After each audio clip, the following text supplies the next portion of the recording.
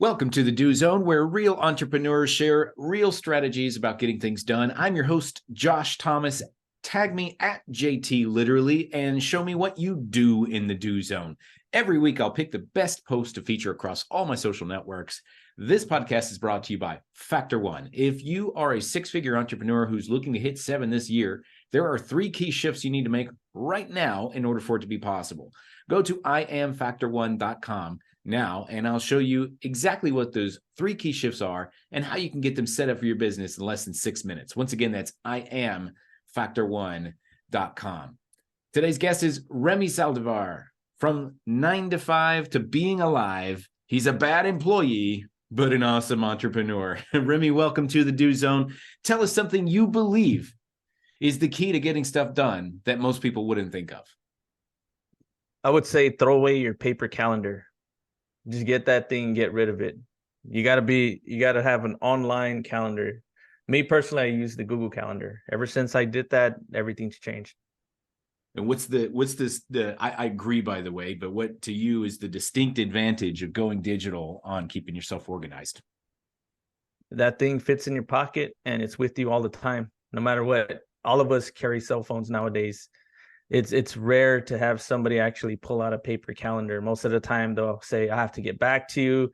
Let me check on that, because they just don't have that paper calendar with them. It's at the house. So when you switch to digital, it's with you 24/7. Yeah, especially like the one that hangs on the wall. Like I'm carrying that in my pocket. I'm just imagining that. I used to be that guy. I used to double book myself all the time. I'd forget meetings, tasks. I mean, all kinds of stuff. It was a mess. So when I switched to Google Calendar, it's been really, really good. So, and let's talk about that for a minute, because a lot of time when somebody says, hey, let me check my calendar, I'll get back to you. I'm still waiting, actually, for some people to get back to me after checking their calendar. It's almost like it's like a nice way to bow out and sneak out the back. Yeah. And so it's, as entrepreneurs, we really have to take ownership of our time. And that sounds like that's really what you're saying is like, hey, let me check my calendar and get back to you. Okay, cool.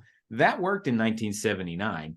But today, that literally, if you're answering that question on a phone, it's just a flip and a swipe to check your calendar and get back to me in less than a minute. And so it's almost like it eliminates the excuse. And now how am I going to avoid responsibility now, Remy? Yeah, exactly. Yeah. And then the cool thing is, like, if somebody wants to talk to me, a lot of people do this, or at least a lot of people that I know now. If you want to talk to me on a call, or you want to connect with me, I have a calendar set up that has, all my availabilities. I just shoot it over to you, just like the way I booked this podcast with you. And that's all it has to do. So there's no check in a calendar. Somebody wants to talk to me, cool. Book a time and a date on my link. Here you go. Yeah. It's done. Right. Yeah. And so one of the things that you've used to grow, Remy, and I've watched this complete transformation over the last few years from you. And a part of it comes down to continuously putting yourself in uncomfortable situations. Talk to me a little bit about a conscious decision to seek that discomfort. Yeah, I think it's kind of like, I used to get stuck in my own head, and I was just kind of like always avoiding certain tasks or certain meetings or talking to certain people. And I think it was just one of those things where I kind of plateaued, and I needed to do it. I needed to get into certain situations that were very, very uncomfortable. Being in rooms where people were way more successful than me, I had to be in those rooms. And I eventually one day I just figured out, I'm going to book it.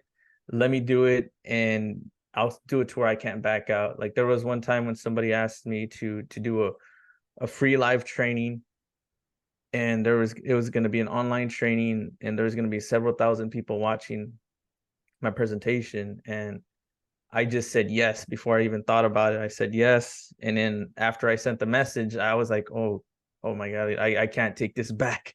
Let me write them back. Let me tell them no. And it was somebody that, like, I think, and this goes back to, like, just recently I hired a personal one-on-one, trainer, personal trainer workout. So this person's going to work me out every Wednesday, and it's hard to, now he's going to hold me accountable. I don't want to cancel on the guy. I don't like letting other people down.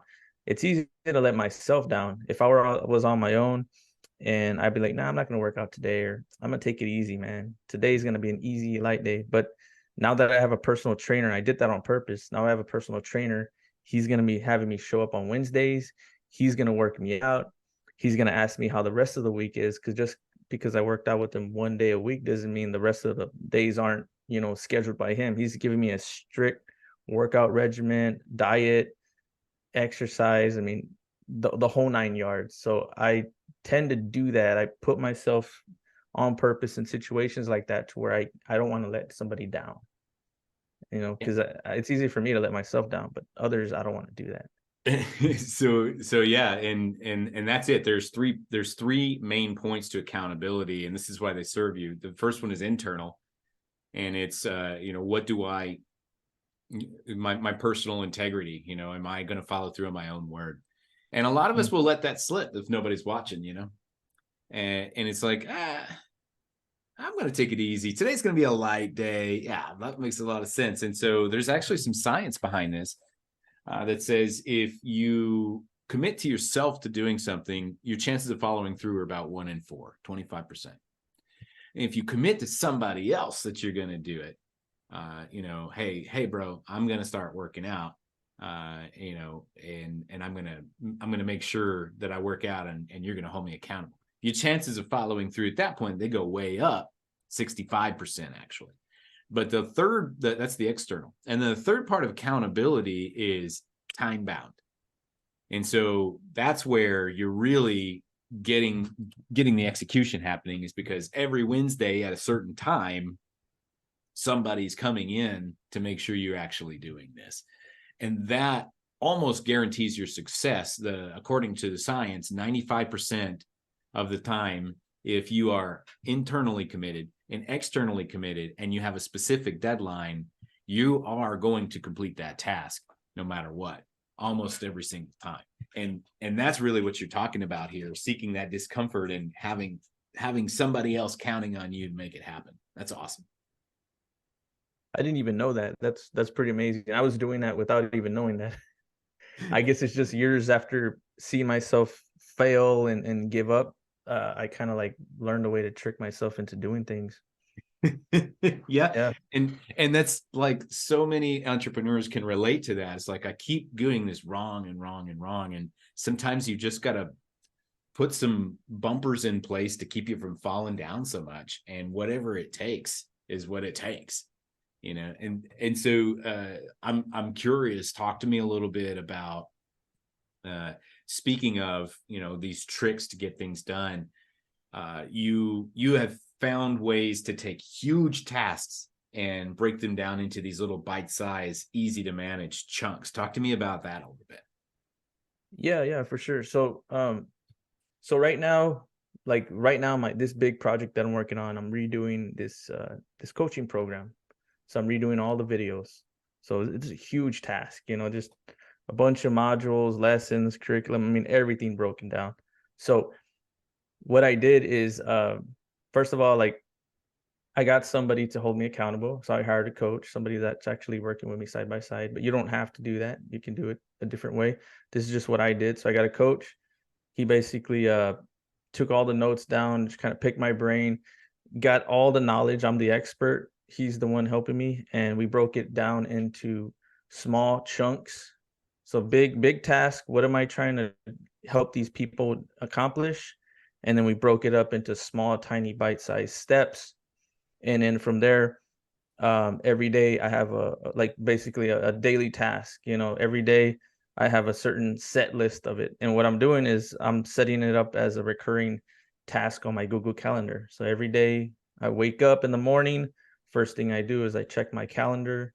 I see what kind of calls I have. Like if I have a call with you, Mr. Josh Thomas, and then I check my daily task. And from there, I just mark them one by one by one. And I got like this probably isn't going to be nothing new. I mean, this is not groundbreaking, but a lot of times the things that work are really, really simple, but they're hard. They're hard to do. Because if I tell somebody that and they're like, oh yeah, that sounds easy, but is it really easy? Are you going to follow up on it? Are you going to be doing it on day 30? Like, are people going to make it that far? And I think that's what's happened before. Like in my own personal experience, I had a mentor that he told me, this is like, he would actually just get like a binder, just a binder, and on each page it had like one task. Like it literally just had like, check email, and then he would go to the next page and it would be like, post ads. And then so he would just flip. He already knew what the binder said. He knew the order of what the pages were, but he would literally just put the binder on his desk, and every day he would look at that one paper, do what the paper said, and he wouldn't go to the next page until that task was done, and he would just flip it.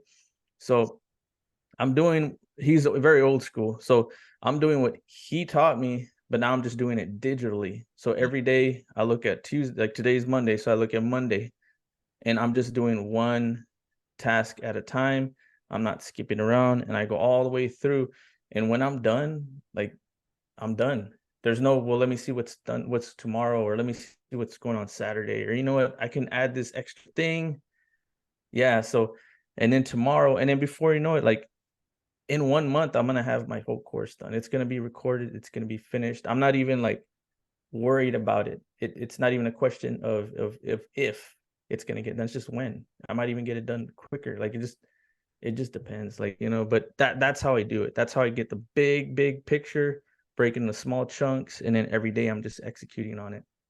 I love it, man. It's solid fundamentals right there. And you really, the best point that you made here is it's nothing new. We already kind of know what to do. Sometimes we just need it packaged a little differently, and sometimes we just need to hear it at the right time. The hard thing is not figuring out what to do. The hard thing is taking that first step and doing the first thing. And you mentioned this course that you were building. Tell us a little bit about that. I know you kind of carved out a little niche for yourself with phone flipping. So talk to me about how that got started and what the opportunity is. Yeah. So back in 2017, I was working a 9 to 5. Really, it was like a 7 a.m. to like a 6 p.m. job. It wasn't even a 9 to 5. I was working all the time, always busy, frustrated. My wife was working all the time, too busy. Parents, 3 small kids. There wasn't a whole lot of family time. And it was just one of those situations where I was kind of like at a breaking point. I was drinking every day. I was just like very, very miserable. And the wife, she just convinced me to quit my job and pursue just starting a business. This is something I've been wanting to do since forever. And she convinced me. I kept saying no, like I can't do it. I was stuck in this box, like. So I decided just to take the leap, and I did it.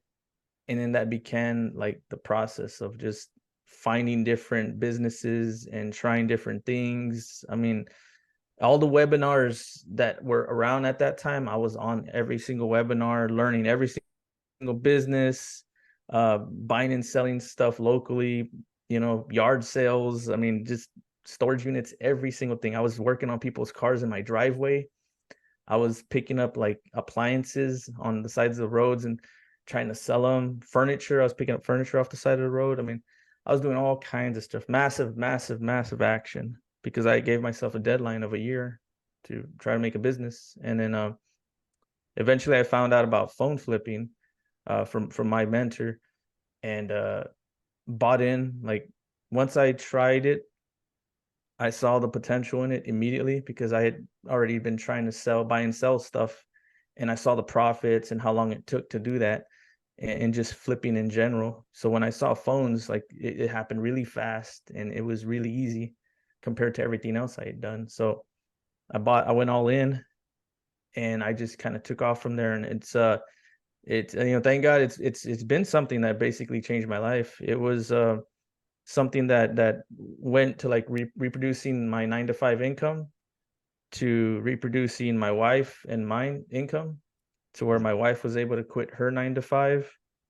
And then from there, I was able to like grow as just as an entrepreneur, a business owner. Started going to masterminds, and then just getting to that 6-figure net profit per year Hmm. during COVID. Nonetheless, like of all situations, you know, in 2020 is when I hit my first 6-figure. And then that's when I really realized, I was like, this thing, you know, it had a big test. Like if a lot of businesses shut down during that year, mine actually thrived. And you know, it was a staple. I was just like, you know what, I'm just gonna run with this thing till the wheels fall off. And then eventually people wanted help, and I felt obligated to help people. So I started putting together this program to where I'm able to teach other people to do it. That's awesome, man. And so, who's a good candidate for phone flipping, and what does it take to get started? Just real quick, tell us kind of what that's Mhm. about.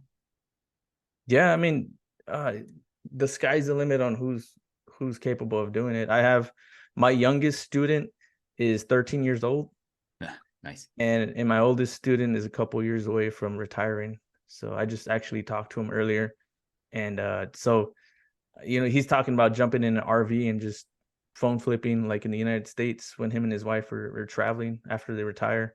So I mean, and anybody, male, female, doesn't matter your age, location doesn't matter. There's phones everywhere. Everybody has a cell phone nowadays. And as far as money to start, like I started with $150 in my pocket.